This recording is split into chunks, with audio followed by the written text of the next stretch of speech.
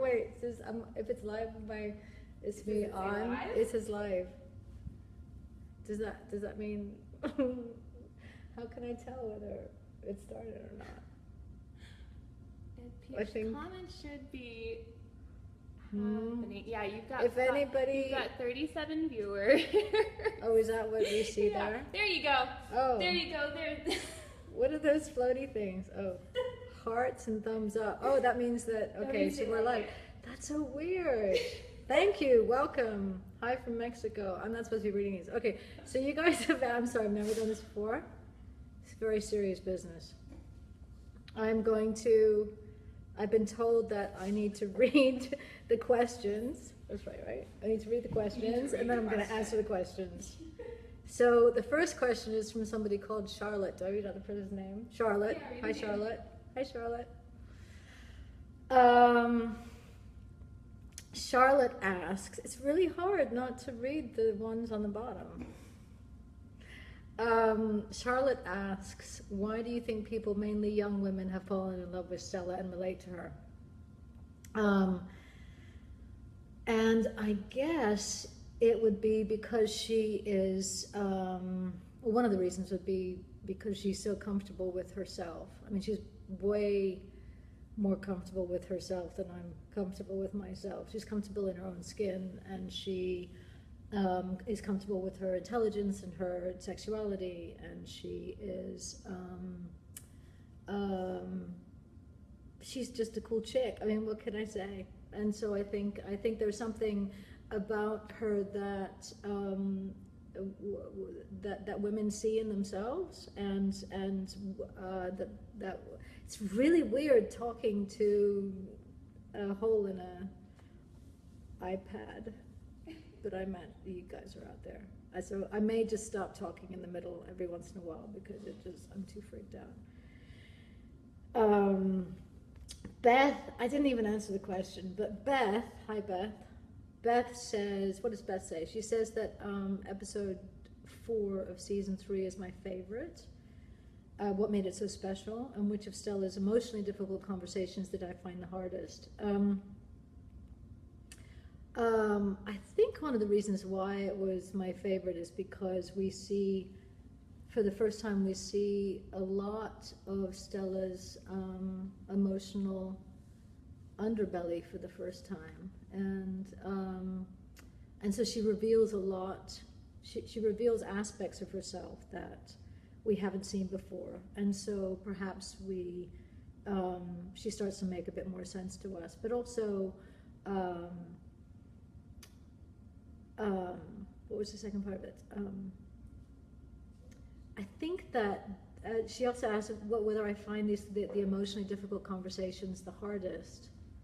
I don't find those the hardest because I'm relating to another human being, and as an actor, it's nice to be able to relate to another human being and to work with other actors, and in an emotionally complex scene. What I find harder sometimes are like the task force scenes, or the scenes where I'm just spewing facts, which I seem to do a lot in a lot of characters that I take on, who seem to know more than anybody else in the room, and that's my job.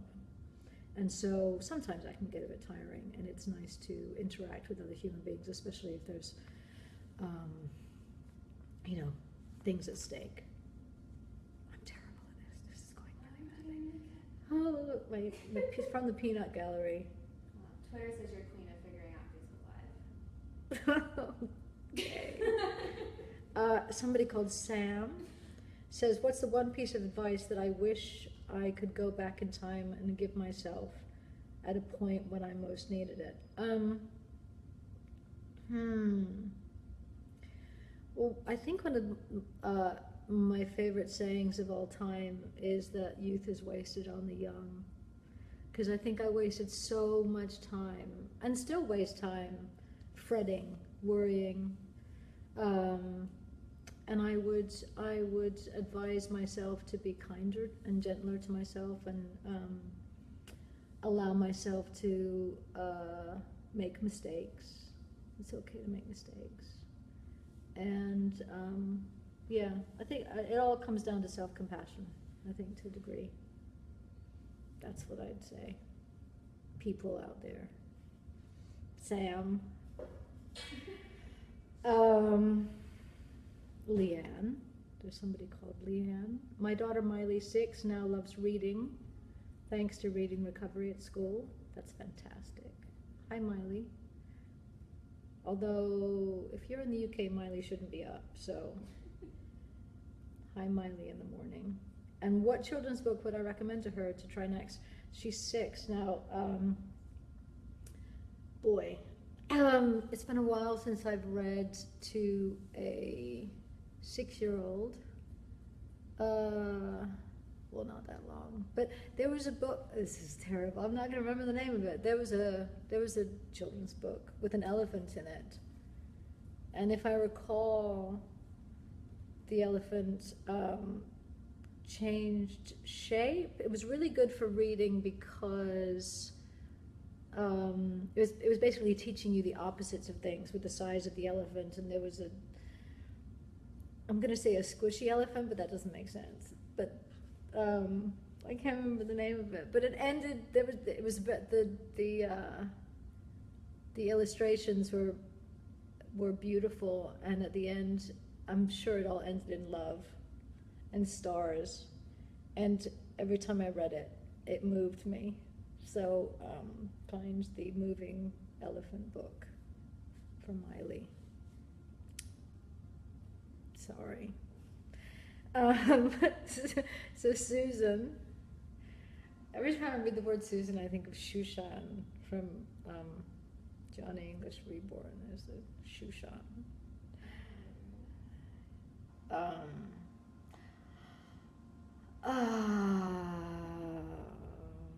Let's see. Yes, Susan is saying, I'm looking forward to reading your book, We, a Manifesto for Women Everywhere. She loves the concept of it's really weird to read them as if, she loves the concept of encouraging and really understanding women.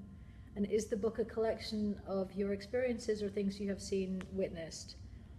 The book is many things, and part of it does involve our personal experiences with various life lessons, I guess, that we've learned along the way, myself and my co-writer, Jennifer Nadel. And as we've attempted to navigate our lives with as much integrity as possible, as we've tried and failed and tried again. And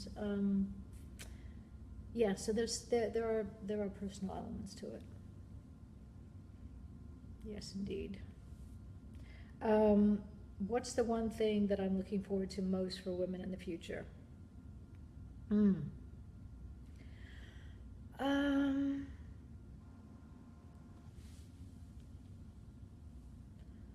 guess I am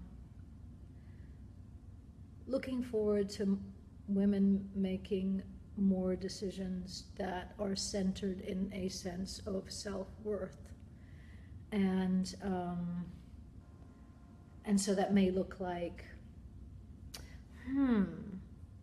I'm not going to send a naked picture of myself today to the guy that I met yesterday, because that doesn't feel very good. And there's something about it that's kind of shaming. And I have too much of a sense of self-worth to do that anymore. And so I'm not going to do it. That's what that would look like. I look forward to that. Was that a surprise?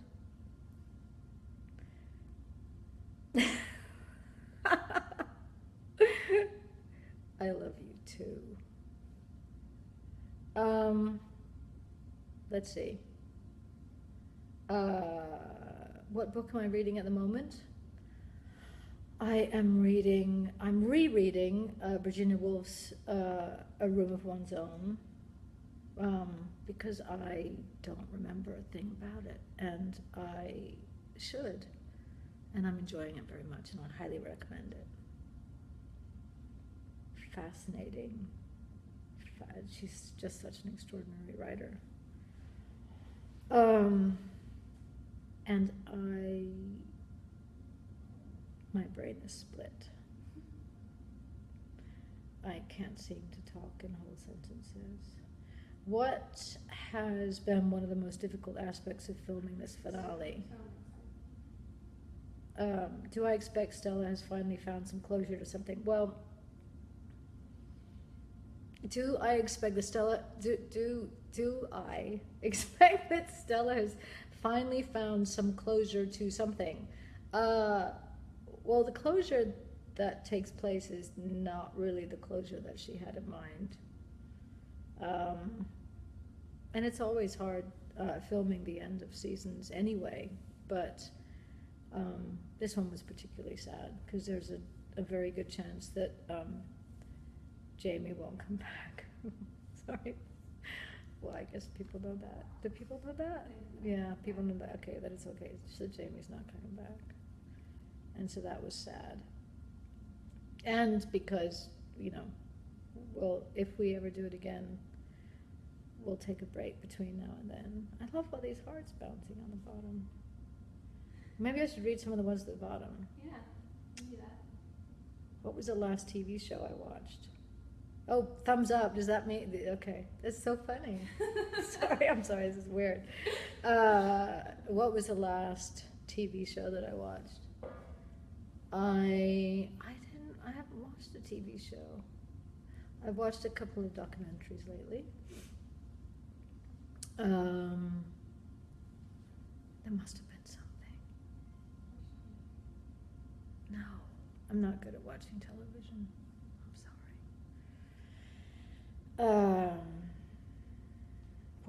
No, I missed that one. Who would I miss more? Between who and who? Hello from Cyprus. Okay, I'm gonna get back. I'm gonna get back to these. Sorry, I got diverted.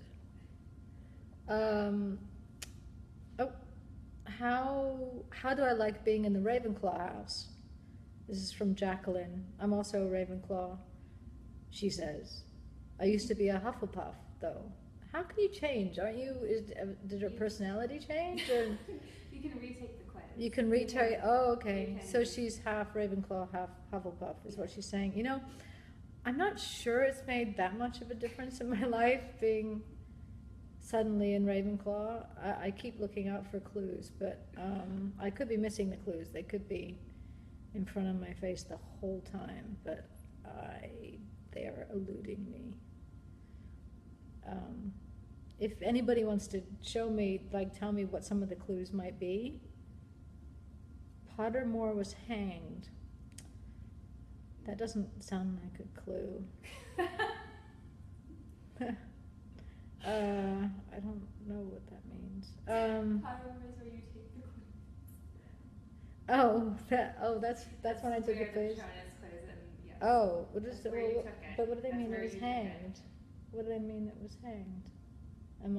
Is that like, I don't know what that means. Moose Girl says hi. Okay, there's some laughing faces. Okay, hang on. I'm getting all turned upside down. With all the things that you have to do in a day, what do you do to maintain your health and sanity? That is a very good question. And it changes all the time. I try to eat very healthfully. Every once in a while, things like real Coke and chocolate. Well, everyday chocolate is a part of my life, so let's just get that straight. But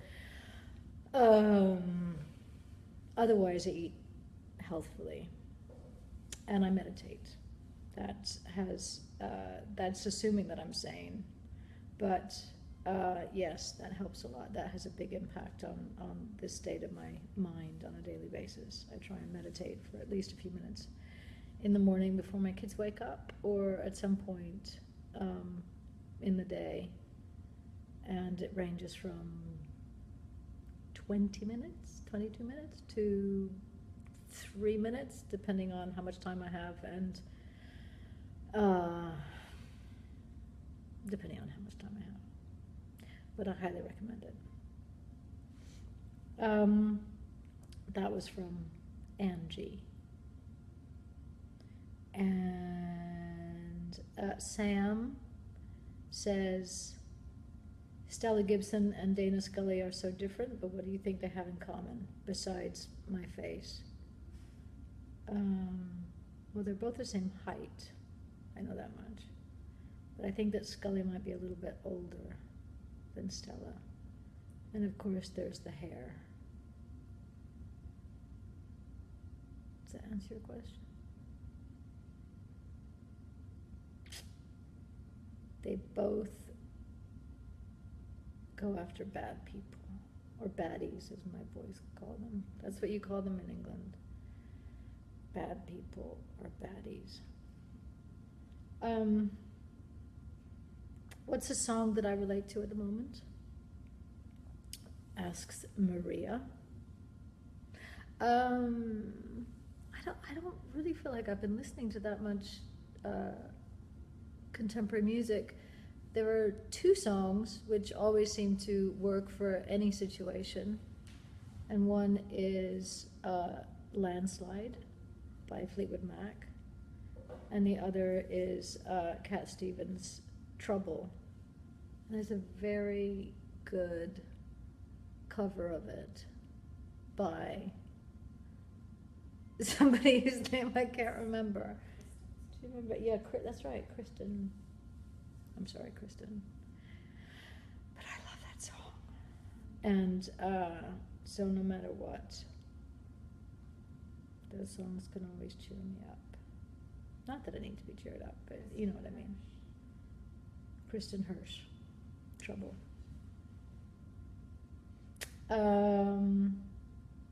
So Dariana asks, given the circumstances and how Stella is deeply fond of Olivia, do I think that Stella sees herself in Olivia as a child?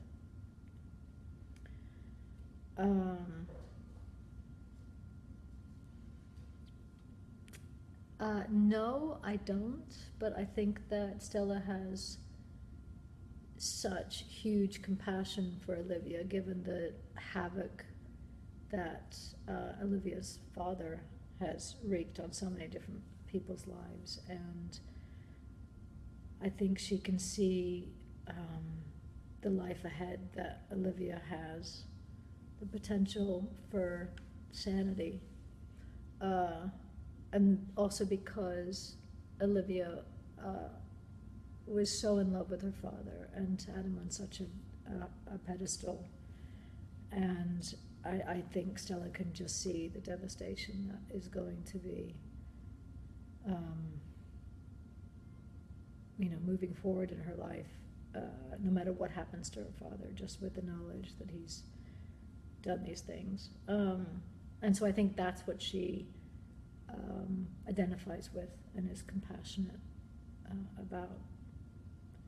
And that possibly there's some identification in there from her own childhood in terms of, I guess, the emotional life of a child and attachment to father, and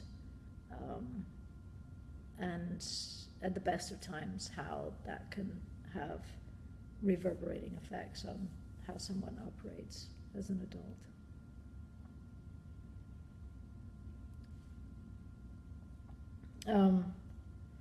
What would Stella's response be to being catcalled? That's funny. I know what the look on her face might be, but I'm not quite sure how to put that into words. What is that? I don't know what that is. Yeah.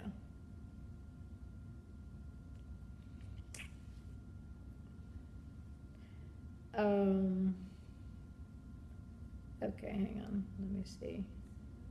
Let me see if there's more down here. Uh,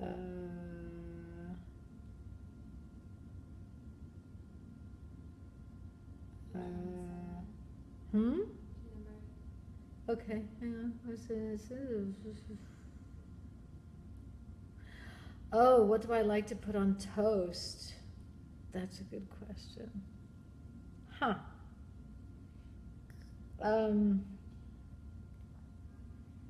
From Tina, who looks like she has a mustache. Are those tears? Is that laughing tears? That's a crying emoji. Okay. The tears are awfully. Are you sure that's not saliva coming out of her mouth? Tina, what do I like to put on toast?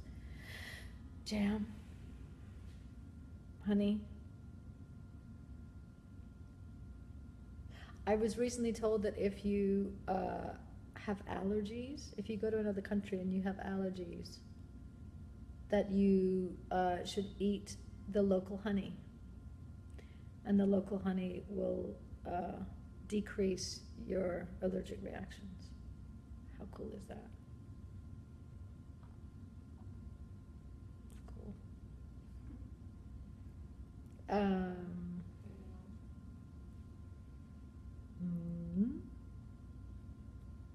Do I think you, Sasha, should get your nose pierced? Absolutely. No question about it. Get your nose pierced. I did it once, and I would still like to get my nose pierced. I think about it often. My daughter has her nose pierced. How old was she when she got it pierced? I think she was like 18. Well, hang on a second. As long as you're not 5. Wait. If you're 16 or older, get your nose pierced. If you're 9, don't.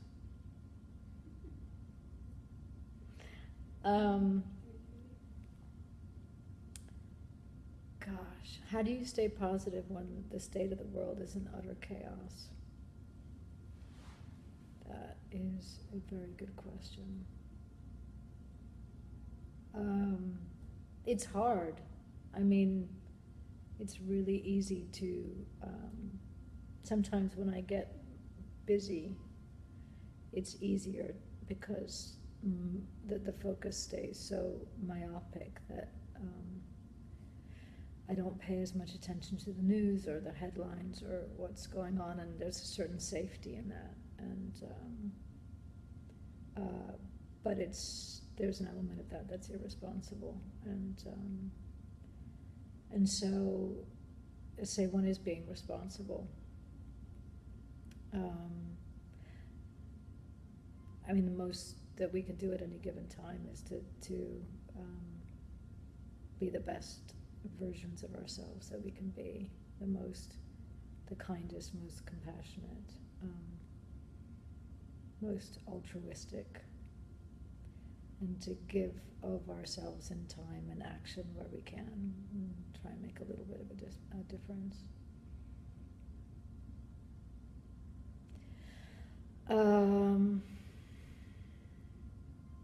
Any advice for young girls who are struggling to figure out their future? I feel like I can hear everyone else telling me what to do, but I can't hear my own voice. That's interesting. That's from Savannah. That's hard. That's a hard one. It's especially when there's a lot of people telling you what to do. I know for myself. I mean, I was lucky because I had a very strong voice in my head very early on, and I just wasn't going to listen to anybody else. So, but I can imagine that it's difficult when their voices are louder. I do know that, I don't know how old you are, Savannah, but I do know that sometimes if you can take a bit of time and see the world as ways to see the world on a budget, and just mingle with other people in other cultures, and there's something about the time and the space that really kind of helps shake out all of the confusing bits and focus one's mind on what's most important. It's easier to listen to one's own heart, I think. Do I cook? I can cook, and I have cooked. Do I cook on a regular basis? Well,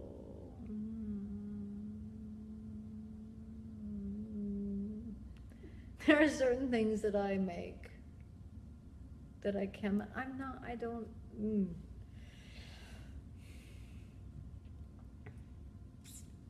I don't enjoy it. It doesn't fill me with joy. But I can. But I can't talk and cook at the same time. Don't ask me any questions while I'm cooking, or you're not invited. No, that's not true. But it's the truth that I forgive myself.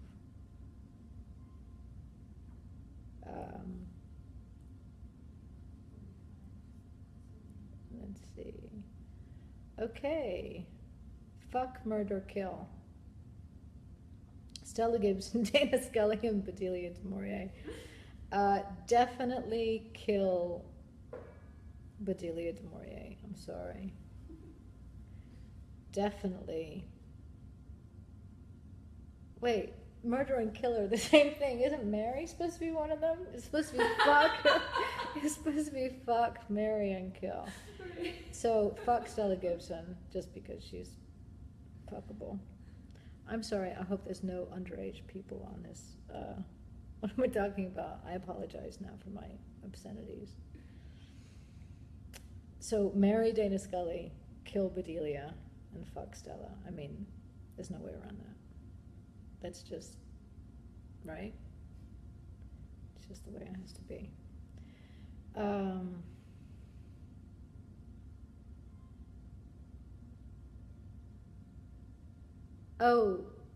Is it true that during one night of Streetcar, Blanche sang Dreams by Fleetwood Mac in the tub rather than It's Only a Paper Moon? You know, it wasn't just one night. When we did the show in the UK, in London, in the first time that Blanche sings in the tub, is that Dreams? Thunder. Is that Dreams? Yeah, yes. And then we took it out when we did it in New York. See, I can't read and talk at the same time, clearly. I can't cook and talk, I can't read and I can't drive and talk. If Stella had a spirit animal, what would it be?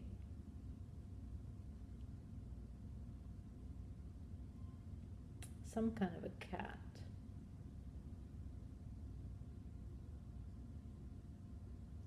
Like a snow leopard. I don't fucking know. Why is the puffer fish my... I'm sorry, I've moved on to the really, the simple questions and answers. Why is the puffer fish... Laura asks. I love pufferfish. I don't know, there's an orange one on there that looks like it might be a plastic bathtub pufferfish in the picture that she sent. But why are I just like pufferfish. I don't know why, but I do. They're cute, but they got a little bit of, danger there. I can't find my Sky remote. Any ideas? Well,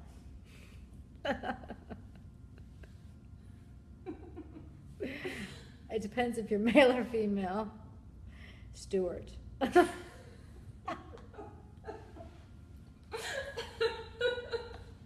Never mind, then I have no idea. Sorry. Hang on. You ignore me. I'm ignoring somebody. I'm ignoring everybody. There's 3,600 people on here, and I'm ignoring most of you. I'm really sorry, but hang on. Let me just see. Let's do one more. One more. Okay.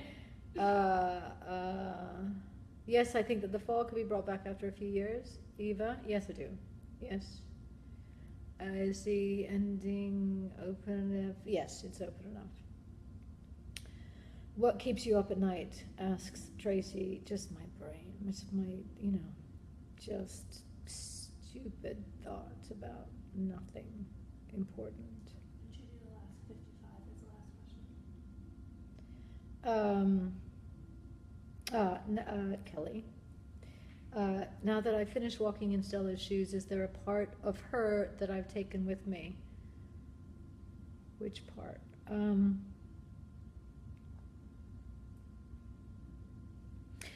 I think that that in the period of time that I played her, I think it started to happen at some point in the second season where I started to accept my quirks and my idiosyncrasies and strangenesses a bit more because of the fact that she's not that she's complicated, and I appreciate her complexities and that she isn't linear or particularly makes sense, and I don't feel like I make sense a lot of the time, and so and I'm weird, and she's a little weird, and that's okay, and that's all I've got. Thank you, all the blue thumbs up and the red hearts. Thank you, everybody. I think I'm meant to push a button. Oh, look. If you see me, please say hi. I pushed that one right. Mm-hmm. Hi. Hello. Goodbye.